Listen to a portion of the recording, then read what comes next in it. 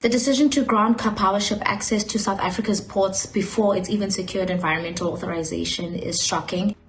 Wading into muddy waters, the Transport Department's announcement on its approval of port docking for 3 of Karpowership's vessels has landed them square in the storm of controversy, with environmental groups demanding answers. And the fact that this was decided on the 26th of February yet never publicly disclosed is ludicrous. The fossil fuel industry thrives off of deception, and it thrives also off of secrecy. And in this instance, they're using our power crisis and our desperation for access to energy to lock us into a project that will be bad for the economy. If you look at the small print, it says that, in fact, this is not a decision to go ahead. This is simply to say that providing all the necessary approvals are in place, they will be able to moor at the port. So far, the environmental approvals have failed, not once, but in terms of Ngqura also twice. And the generation license is also under review.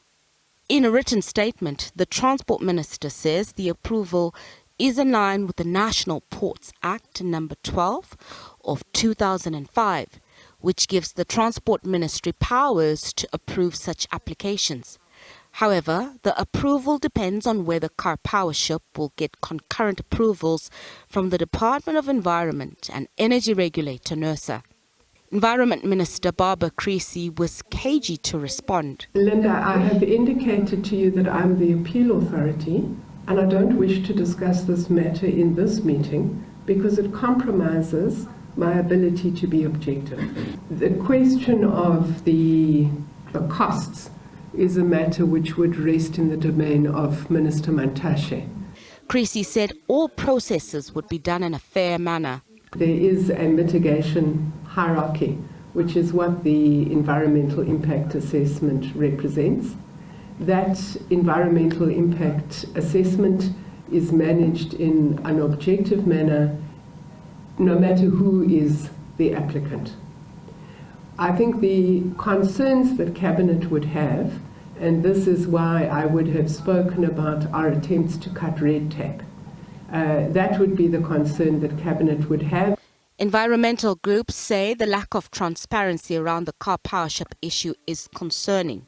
We are still a very, very long way away from these power ships generating any electricity to help us with our energy crisis in South Africa. This move and clarification from the Department of Transport seems indicative of the way that Karpowership and government have been acting around this whole debacle in trying to bring Karpowerships to South Africa. Karpowership has been mired in controversy since it was announced as the preferred bidder in March 2021 to supply 1,220 megawatts of electricity to the national grid for 20 years at an estimated cost of 200 billion rand. SABC News reached out to both the Transport Ministry and the Department of Minerals and Energy for a response. Nozintombi Mia, SABC News.